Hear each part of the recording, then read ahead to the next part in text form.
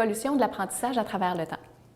Tout d'abord, on a connu la pédagogie de la transmission, selon laquelle il était possible de transmettre tout simplement un discours à un élève ou à un apprenant qui pouvait le comprendre s'il était énoncé clairement.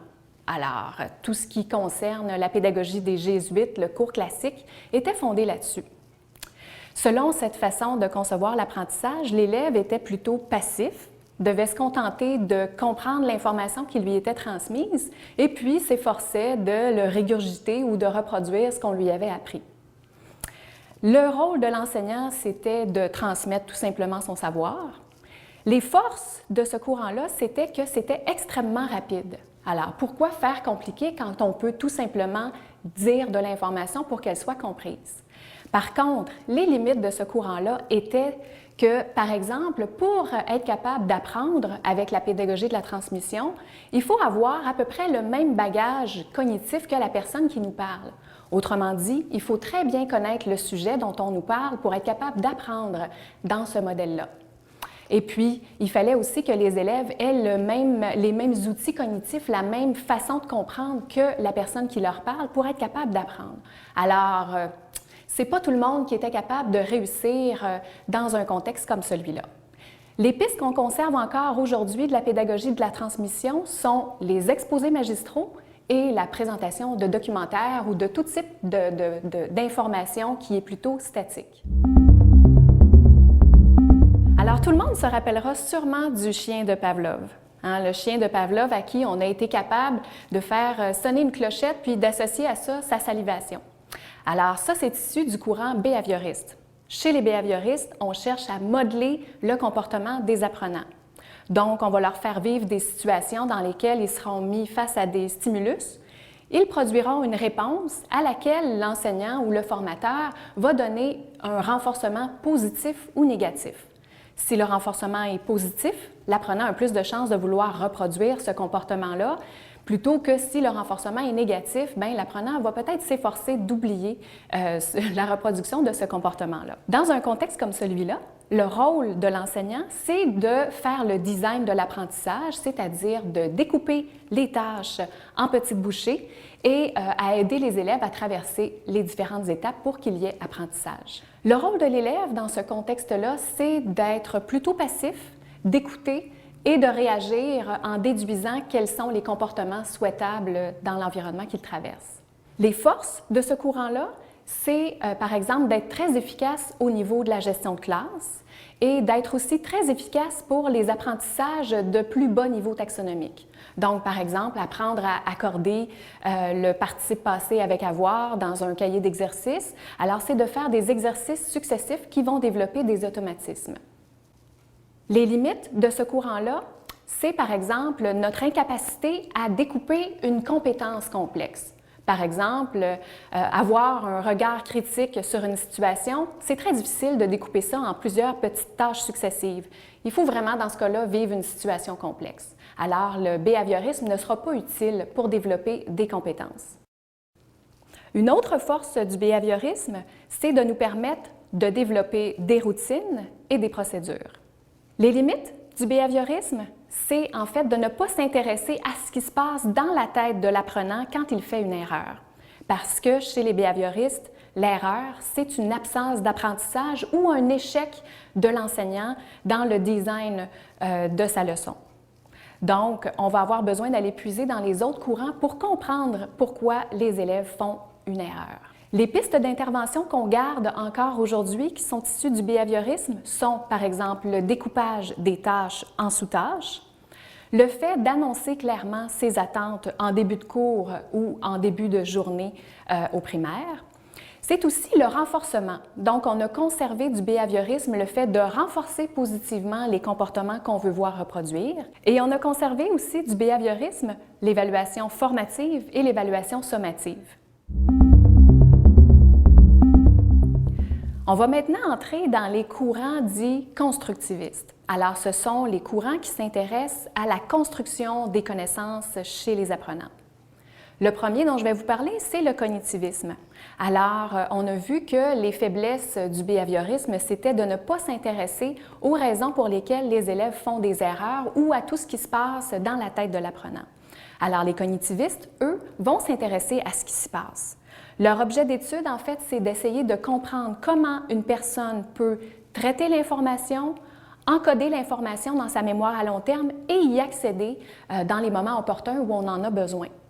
Alors, c'est eux qui vont nous expliquer le fonctionnement de la mémoire à court terme, la mémoire à long terme, et puis ils vont aussi beaucoup s'intéresser à comment les informations sont organisées dans la mémoire à long terme. C'est aussi d'après leurs travaux qu'on a construit l'ordinateur. L'ordinateur étant constitué d'un processeur qui traite l'information et aussi à une structure de fichiers qui est construite en arborescence, dans laquelle il y a de grandes catégories et des sous-catégories d'informations. Pour les cognitivistes, apprendre, c'est ajouter de la nouvelle information à des informations déjà existantes dans la mémoire à long terme. Alors, ce sont les premiers à croire que les élèves, quand ils arrivent à l'école, n'ont pas la tête vide, mais ont déjà un bagage de connaissances dont on doit tenir compte et auxquelles vont s'ajouter les nouvelles connaissances qu'on va leur apprendre. Un autre élément qui est important d'associer au cognitivisme et à tous ces grands courants constructivistes, c'est la nécessité d'avoir des connaissances antérieures. Donc, autrement dit, si on n'a pas de connaissances antérieures par rapport à un sujet quelconque ou une notion quelconque, il est impossible de traiter l'information, donc d'apprendre. Alors, on va beaucoup s'intéresser à l'existence ou non de connaissances antérieures chez les élèves avant de commencer un enseignement. Le rôle de l'enseignant dans ce modèle-là, ça va être d'aider à la construction des connaissances ou d'aider à l'organisation des connaissances. Alors, c'est là que les enseignants vont faire des interventions sur la structure existante des connaissances chez les élèves. C'est comme ça qu'est venue l'idée d'exploiter, par exemple, les réseaux de concepts. Alors, tous les logiciels qui nous permettent de créer des réseaux de concepts, ça provient du cognitivisme. L'enseignement stratégique aussi, c'est un mouvement qui est issu du cognitivisme. On a beaucoup vu naître ça dans la fin des années 80, début des années 90, et puis on en a gardé des enseignements forts. Le rôle de l'élève dans le cognitivisme, c'est de traiter l'information. Donc, l'élève est quand même actif et puis il est engagé consciemment dans le traitement de l'information.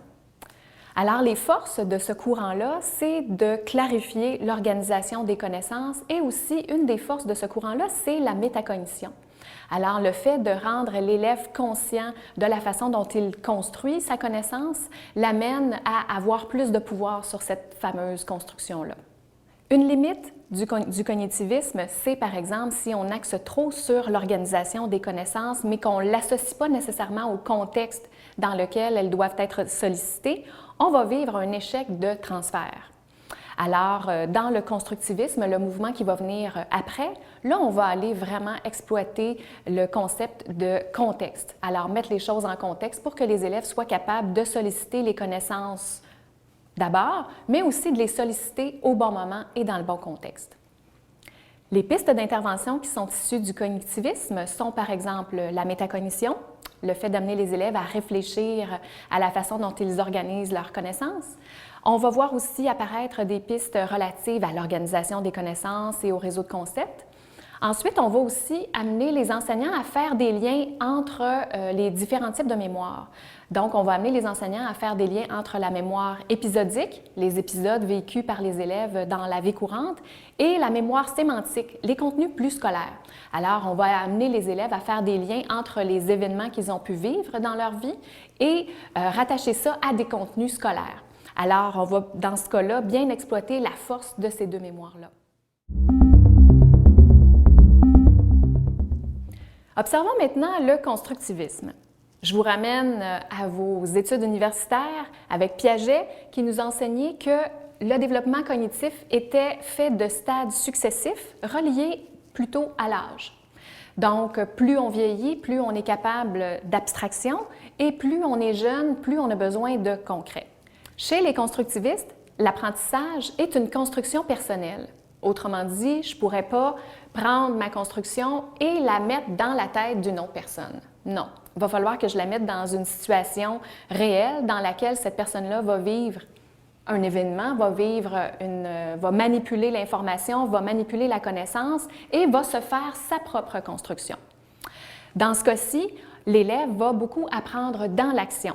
Alors, c'est très important chez les constructivistes de mettre en place des situations où l'élève va être actif et va manipuler de façon concrète ou abstraite l'information ou la connaissance. Le rôle de l'enseignant chez les constructivistes, c'est effectivement de penser à des situations qui ressemblent beaucoup à ce qu'on vit, par exemple, à ce qu'un scientifique ferait comme opération dans son vrai travail pour faire vivre ces situations-là aux élèves. Les élèves, dans ce cas-ci, même s'ils n'avaient pas de connaissances antérieures par rapport à un sujet, par rapport à une notion, par rapport à un concept, grâce à ces manipulations-là, ça va faire quand même émerger une construction temporaire sur laquelle l'enseignant va pouvoir intervenir par la suite. Donc, ça va faire en sorte que l'élève va avoir un certain bagage sur lequel je peux agir et fignoler cette construction-là comme enseignant. Le rôle de l'élève dans le constructivisme, c'est d'être actif dans les situations qui lui sont soumises par l'enseignant et accepter de vivre des déséquilibres qui sont parfois inconfortables. Une des forces du constructivisme, c'est par exemple de travailler sur l'erreur. Chez les constructivistes, l'erreur est un élément vraiment intéressant qui nous permet de constater où en est rendu l'élève dans son développement cognitif. Donc, c'est une source d'information qui n'est pas vue comme étant quelque chose de honteux ou quelque chose qu'on va essayer d'éviter. L'erreur va plutôt être quelque chose qu'on va essayer de comprendre et sur laquelle on va pouvoir dorénavant construire. Les pistes d'intervention qui sont issues du constructivisme sont, par exemple, les situations complexes, le fait de guider les élèves sans aplanir les difficultés en les questionnant et en les relançant. Le père du socioconstructivisme, c'est Vygotsky, entre autres. Ce que Vygotsky nous enseigne, c'est que non seulement il y a une construction qui est faite chez l'élève, mais on peut ajouter à ça l'aspect social. Autrement dit, grâce au langage, on est capable de faire une construction qui est beaucoup plus fine que celle qu'on aurait fait par soi-même.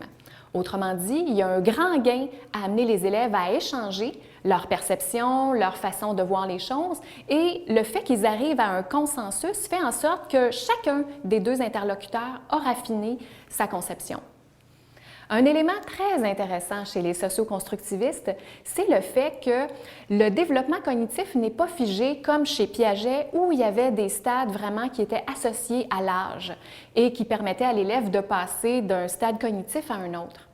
Non, chez les socioconstructivistes, on dit plutôt que si un élève n'a pas atteint un processus cognitif, mais que je prends le temps de l'accompagner et de travailler ce niveau de pensée-là avec lui, je vais lui permettre de l'atteindre plus rapidement que si j'étais centrée sur des stades plus biologiques. Alors, autrement dit, si un élève n'a pas vraiment les capacités de réaliser un problème, de faire une abstraction, le fait de l'accompagner va l'aider à acquérir ce processus cognitif-là. Le langage est donc un élément très important chez les socioconstructivistes. Le langage nous permet de préciser notre pensée, de négocier le sens de certains mots et de raffiner notre apprentissage. Le rôle de l'enseignant dans ce courant-là va être de mettre à la disposition des élèves des situations dans lesquelles les échanges vont être riches et dans lesquelles l'enseignant va animer les échanges sans les couper par des affirmations qui feraient office de conclusion. Non, on va plutôt laisser les élèves discuter et on interviendra plutôt plus tard lorsqu'on verra qu'il y aura des dissonances ou des erreurs de compréhension chez les élèves. L'une des forces du socioconstructivisme, c'est que l'erreur, c'est une source d'apprentissage pour tous les interlocuteurs. Les pistes d'intervention issues du socioconstructivisme sont les situations complexes dans lesquelles on va prévoir des moments d'échange, comme par exemple des débats ou des mises en commun d'idées. L'intention de cette capsule n'était pas de vous faire un retour historique sur toutes les visions de l'apprentissage, mais bien de nous faire voir quelles sont les forces et les faiblesses de chacun des courants. Donc, si on est seulement transmissif, on aura sûrement des problèmes de transfert. Alors, on doit aller puiser dans les différents courants pour bien exploiter les forces d'apprentissage et maximiser les situations dans lesquelles on met nos élèves.